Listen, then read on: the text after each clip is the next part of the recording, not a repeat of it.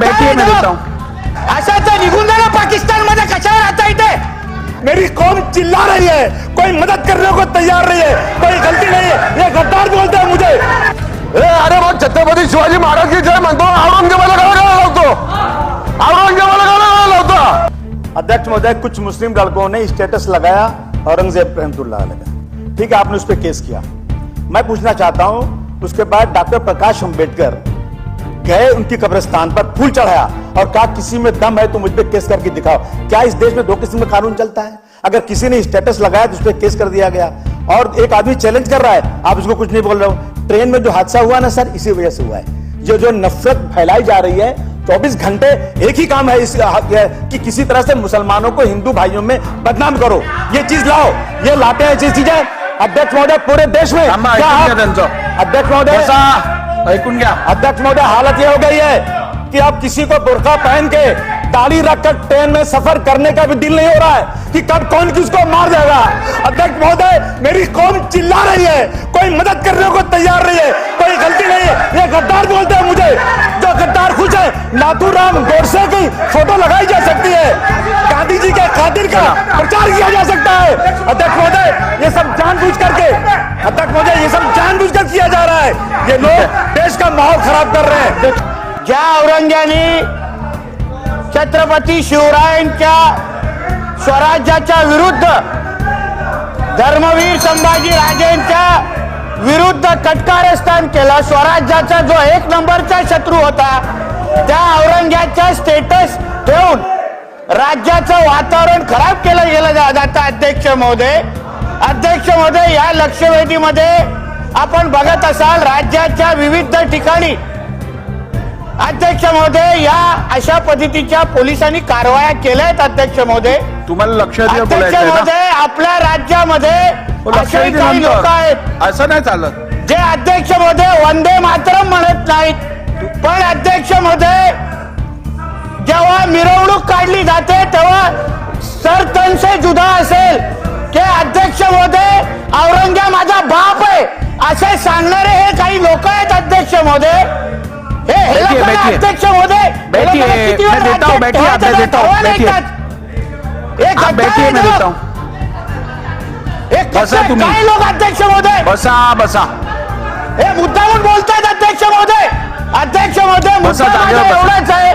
अध्यक्ष महोदय, औरंग्या तुम्हारा जगह पे बाप बैठिए है, आप, और और विविध आप जगह पे बैठिए, फिर देता हूँ। महाराष्ट्राच्या आज बीजेपी, आरएसएस और कट्टरपंथियों के द्वारा रोजाना जबरदस्ती मुसलमानों को बदनाम करने की कोशिश की जा रही है। कभी लव जिहाद के नाम पर, मेरे पास कई 100 नाम है जो मुस्लिम लड़कियों ने हिंदुओं से शादी किया है और वहां एमएलए ने जाकर बधाई दिया हिंदू बच्चों को, तुमने शादी किया। मेरे पास एक लेटर है जिसमें लिखा हुआ है कि 10 लाख मुस्लिम लड़कियों को बेटी बचाओ बहू लाओ के नाम से मुसलमानों को लाना है। हम नहीं चिल्ला रहे हैं, 18 साल की उम्र के बाद जिसकी जो मर्जी हो करे, हमने कभी नहीं चिल्लाया इसके खिलाफ। लेकिन अगर कोई मुस्लिम लड़के ने हिंदू से शादी कर दिया और इनकी मोहब्बत 2-5 सालों से है, उसके बाद जाकर ये लोग उससे जो है केस करवा करके जबरदस्त तरीके से लोगों को मार पीट रहे हैं। अभी राहुरी के अंदर जिस तरह से मारा है, हाथ पैर टूट गया बच्चे का। एक लड़की, एक औरत जो मैथ और साइंस पढ़ाती थी उसको और घर में ट्यूशन करती थी, जो लड़की 1 साल पहले 5 दिन के लिए सिर्फ वहाँ आई थी, उससे एक स्टेटमेंट दिला करके ये धर्म परिवर्तन करती है और उसको जो है जेल में भेज दिया गया। ये जो है देश में रोजाना कोई न कोई बहाने से नफरत फैलाई जा रही है। मैं समझता हूँ कि देश बर्बादी के कगार पर खड़ा हुआ है। कल जो परसों जो हुआ है ट्रेन के अंदर, मैं समझता हूँ कि अब कोई मुसलमान बुर्का पहन के या कोई मुसलमान टोपी दाढ़ी लगाकर अब ट्रेन में या बस में कहीं जाने की हिम्मत भी नहीं कर पाएगा जो हो रहा है। और उसके बाद क्या कह रहा है, वो पागल नहीं है, वो जानबूझ करके उसने किया है। डिब्बा खोल करके अंदर दाढ़ी वाले को खींच करके मारा है उसने, 3 लोगों को मारा। और मारने के बाद बहुत होश में है, क्या कहता है कि इनके आका पाकिस्तान में बैठे हैं और अब अगर देश में रहना है तो नरेंद्र मोदी जी को और योगी जी को वोट दो। और ठाकरे इस तरह का नाम ले रहा है, ये जानबूझ कर हो रहा है। ये क्यों हो रहा है? ये सिर्फ और सिर्फ ये नफरत फैलाने की वजह से हो रही है। रोजाना औरंगजेब रहमतुल्लाह अलैह के बारे में रोजाना, अरे भाई 300 साल 400 साल पहले की जो वाकया हो गया, तुम उनके अच्छे कामों को नहीं गिना रहे हो। तुम जबरदस्ती, अरे राजकाज के लिए जो कुछ होता था लोगों ने किया सत्ता के लिए। और कौन कह रहा है?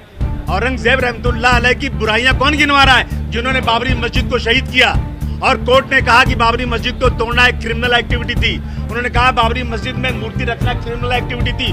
जो लोग रोजाना गाय बैल के नाम पर मार रहे हैं मुसलमानों को, आपने कानून बना दिया, पुलिस जो चाहे करेगी। लेकिन इस तरह से रोजाना करने वाले आज जो है पुराने पुरखों का नाम लेकर बात करते हैं। अगर उन्होंने कुछ गलत किया था उससे बहुत ज्यादा गलत आज की सरकार कर रही है जो दिल्ली की गद्दी पर बैठी हुई है। रोजाना सुबह से शाम तक नफरत फैलाना। मेरी मांग है ये कि अगर देश में लॉ एंड ऑर्डर दुरुस्त रखना है तो आप जल्द से जल्द हेट स्पीच के ऊपर आतंकवाद के लिए जो कानून बना हुआ है, आतंकवादी ये को बंद करने के लिए तो 5 साल तक जेल में जमानत नहीं हो, ऐसा कानून नहीं बनाएंगे तो कोई फायदा होने वाला नहीं है। चौहान जो टीवी वाला है उसके ऊपर 1800 केसेस हैं, उसके बाद भी रोजाना बोलता फिर रहा है। राहुरी में 5 अगस्त को ये लोग चारों तरफ से जमा हो रहे हैं। जिस गांव में 10-15 मुसलमानों के घर हैं और 20-25 हजार नॉन मुस्लिम के घर हैं, वहां उस मुसलमान के घर को बिना वजह से झूठ की बुनियाद पर उसका बाजार से सामान खरीदना, उसके यहाँ जाना आना सब बाइकाट कर दिया है। ये नफरत है। ये आम आदमी जब इस चीज को देखता है तो समझता है कि रियल में मुसलमान गद्दार हैं और वो जो है मुसलमानों के खिलाफ खड़ा होता है। कोई बंदूक लेके मारता है, कोई सड़क पर लड़ाई करता है, कोई जो है गाड़ी को पलटी करके मार देता है। ये देश में चल रहा है। हाँ, नीतीश राणे ने गद्दार बोला। हम मुसलमानों ने इस देश के लिए बहुत बड़ी कुर्बानी दिया है। अब हिस्ट्री उठा के देख लीजिए, आजादी की लड़ाई में कितनी बड़ी कुर्बानी। वो हमको गद्दार बोल रहे हैं और गद्दारों का साथ देते हैं जिन्होंने गांधी जी का कत्ल किया। उसकी फोटो लेकर घूमेंगे आप। आज नीतीश राणे जी ने उनकी लक्ष्य वेदी के ऊपर चर्चा करते हुए सन्मान्य अबू आसिम आजमी जी को और मुझे पॉइंट आउट करके गद्दार शब्द का उपयोग किया।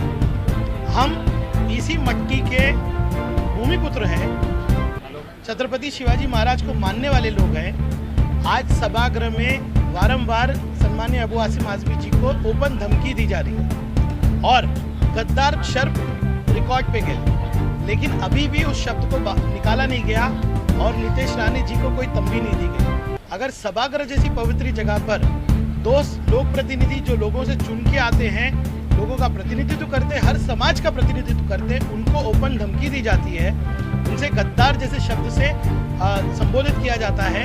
इससे ज्यादा दुर्भाग्यपूर्ण बात इस देश के लिए हो नहीं सकती। मैं आजमी जी के साथ अभी जाकर स्पीकर से मिलूंगा और सम्माननीय अध्यक्ष जी को हम निवेदन करेंगे कि नीतीश राणे जी पर कार्रवाई होनी चाहिए।